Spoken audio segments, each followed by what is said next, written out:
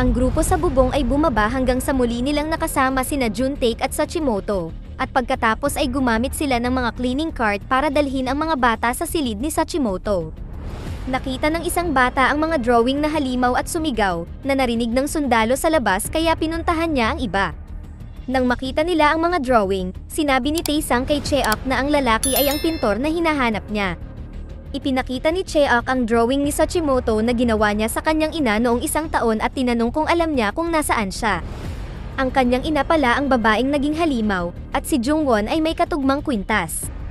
Gayunpaman, nagsinungaling si Sachimoto at sinabing wala siyang alam.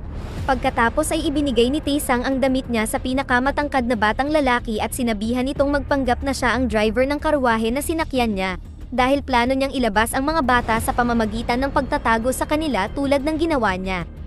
Sa oras na dumating ang mga sundalo upang suriin ang silid ni Sachimoto, wala na ang grupo. Ang mga lalaki ay nagmamadaling bumaba sa pasilyo at nakita sina Sachimoto at O na nagtutulak ng cleaning cart, ngunit ito ay walang laman. Kasabay nito, ang mga bata ay nakatakas sa bintana at matagumpay na umalis sa ospital nang buksan nila ang mga gate para sa papasok na kotse. Sa kalaunan, nakarating sila sa pawn shop, at salamat sa sulat mula kay Taesang, pinapasok ng mga empleyado ang lahat ng mga bata. Pagkatapos ay pumunta sina O at Sachimoto sa kanilang mga silid upang maiwasan ang hinala.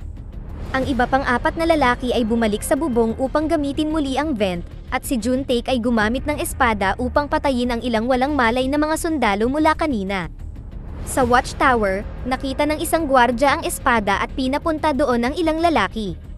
Pagdating ng mga sundalo sa bubong, nakakita sila ng mensahe na nagdedeklara ng kalayaan ng Korea.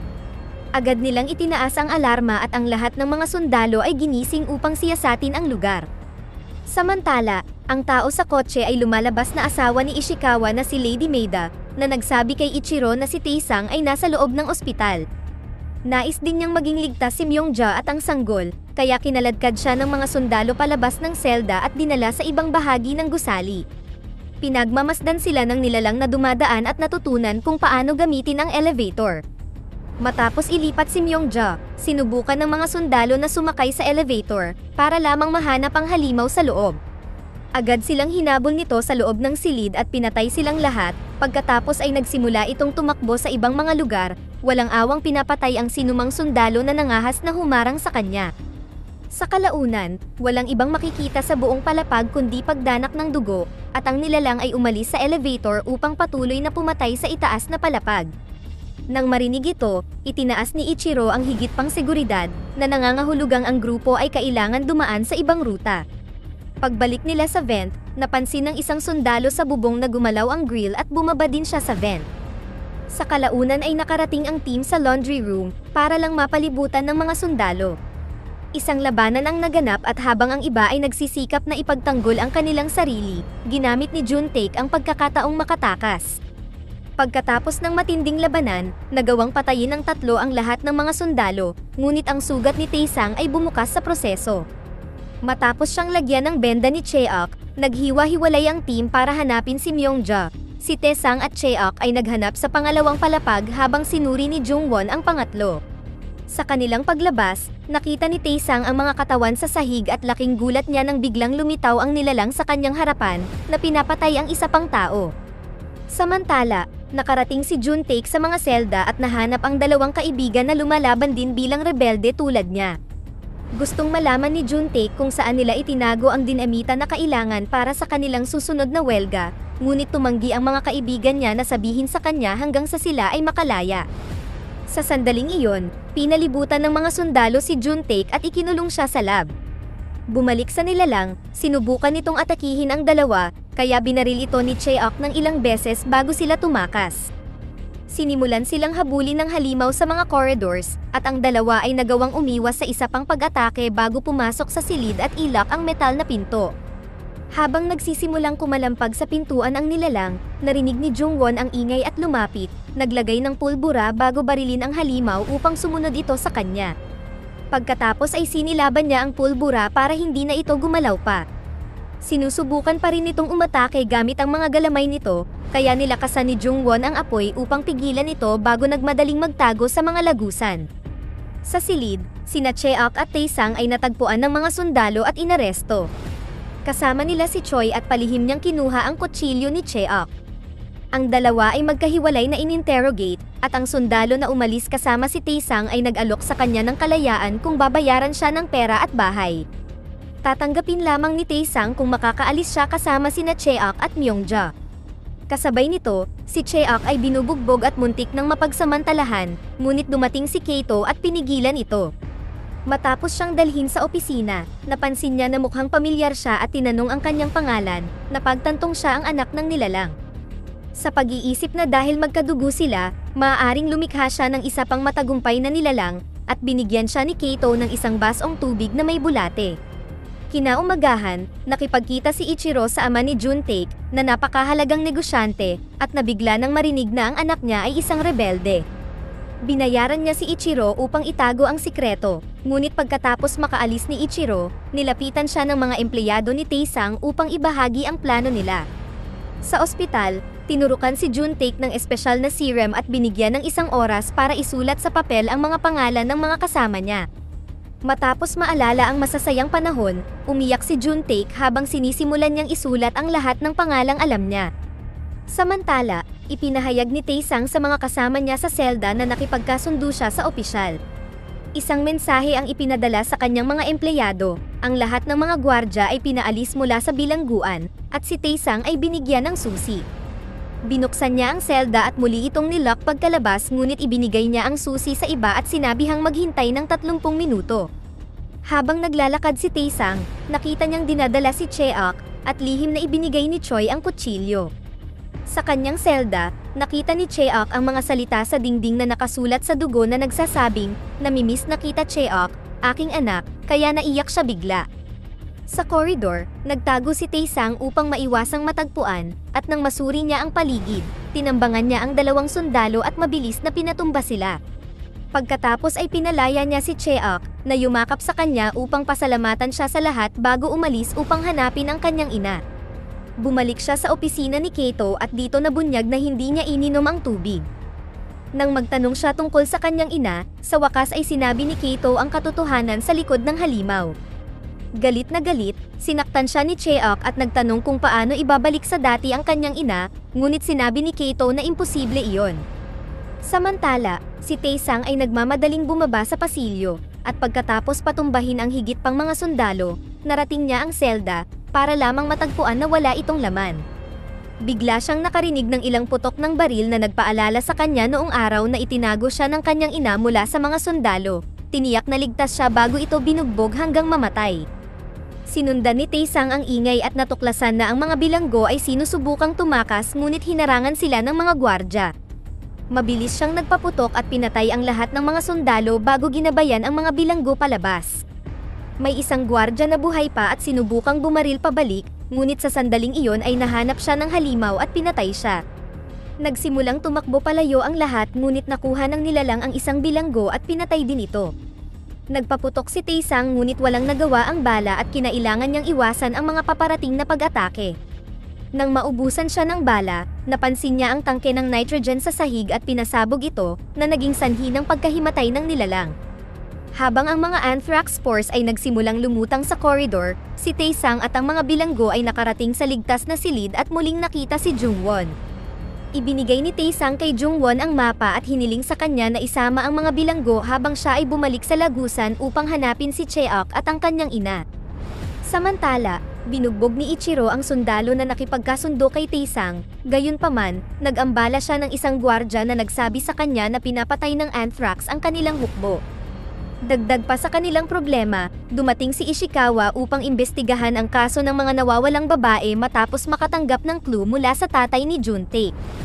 Sa opisina ni Kato, dumating ang isa pang sundalo na may dalang balita at pinatumba siya ni Cheok para kunin ang uniforme niya.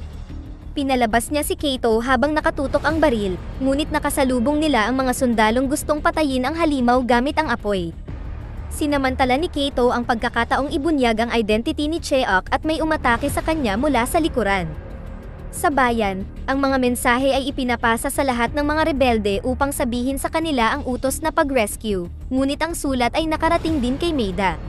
Kasabay nito, may nagbukas ng pinto sa selda ni Myungja. Sa entrance ng ospital, dumating si Ishikawa upang siyasatin ang lugar, at ang driver ng truck ay si Mr. Go, na naghihintay sa kanyang amo. Sa basement, nagising si Cheok sa sahig habang pinagmamasdan siya ng mga sundalo sa itaas na nakasuot ng hazmat. Ipinaliwanag ni Kato na itinutulak ng kanyang koponan ang nilalang sa elevator sa pamamagitan ng paggamit ng nitrogen. Sa sandaling iyon ay pumasok si Taesang at nagtago sa likod ng mga kahon, kaya dinestruct ni Choi si Kato at kunwaring kinausap siya para ipaalam sa kanya kung ano ang nangyayari. Hindi nagtagal ay ibinaba ng elevator ang nilalang sa harap ni Cheok at naghanda ito sa pag-atake, ngunit nag-freeze ito nang makilala siya at bumalik ang mga alaala. Galit na galit, inutusan ni Kato ang mga tauhan na magpaputok, kaya ang halimaw ay lumikha ng harang sa paligid ni Cheok upang protektahan siya. Pagkatapos ay nagpasabog ng nitrogen ang mga sundalo, kaya pinutol ng nilalang ang kaden ang nakakabit kay Cheok at itinulak siya palayo bago umatake gamit ang mga galamay nito. Nakalulungkot na nakapatay lamang ito ng ilang mga sundalo bago ito namatay. Gusto siyang tulungan ni Cheok, ngunit dumating si Taesang at kinaladkad siya palayo. Dinala ang nilalang sa selda at inutusan ni Kato ang mga tauhan na hanapin si Cheok. Sa labas, sinubukan ni Manager Go na ilipat ang truck at natagpuan siya ng gwardya, kaya sinuhulan siya ni Go ng kaunting alak. Habang hinahalughog ng mga sundalo ang gusali, tumakas ang dalawa sa mga lagusan at pinatumba ang dalawang lalaki para nakawin ang kanilang mga uniforme. Nakipagtulungan sila kay Choi at pumunta sa infirmary, kung saan nagtatago si Jungwon kasama ng mga bilanggo at muntik nang mapatay si Choi sa gulat. Biglang bumukas ang pinto at natagpuan sila ng sundalong nakipagkasundo kay Taesang na dinala sa kanila si Myungja. Pagkatapos ay ipinaliwanag ni Taesang na mayroon silang 10 minuto upang makarating sa truck dahil kailangan nilang umalis ng alas 6. Gumamit ang grupo ng mga bedsheet para bumuo ng lubid at sinimulan ang pag-akay sa mga tao palabas ng bintana. Biglang pumasok ang isang sundalo sa silid at nahuli sila sa akto, ngunit mabilis na bumaril si Choi para patayin siya. Naalerto ng tunog ang natitirang kasapi ng hukbo, kaya gumawa ng harang sina Taesang, Cheok, at Choi sa koridor upang pigilan ang mga sundalo habang ang iba ay tumatakas.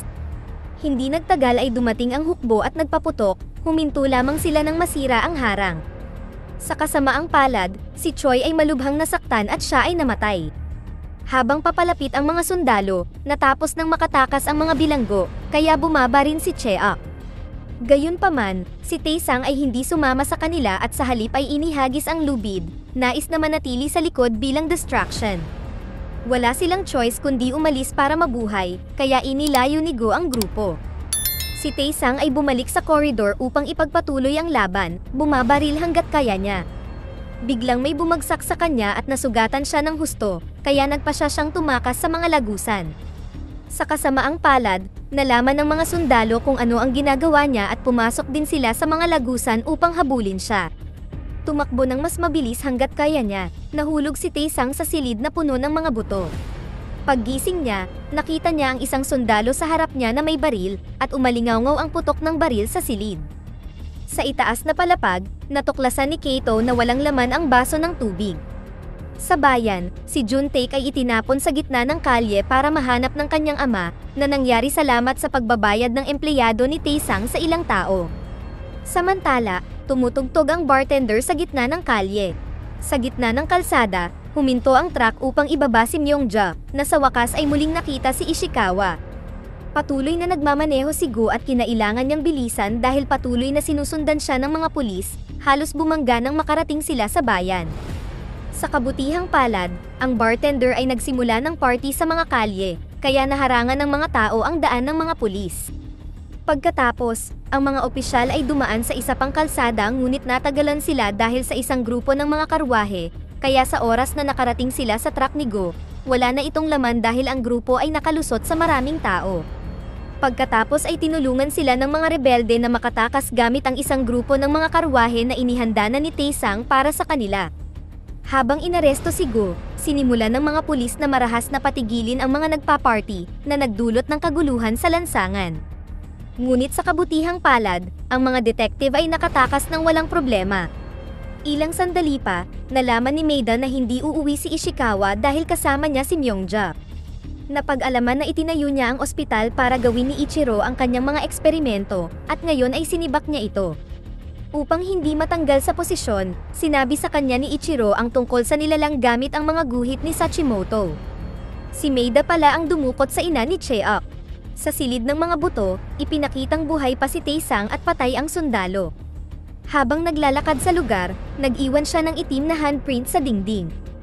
Sa isang silid ng hotel, ipinakita ang natutulog na si Myungja na may bulating gumagalaw sa ilalim ng kanyang balat.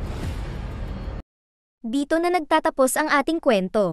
Sana ay nagustuhan nyo, mag-subscribe na kung hindi ka pa nakasubscribe, pindutin na rin ang notification bell at like button upang matulungan ang channel, and leave a comment down below, and as always, thank you for watching.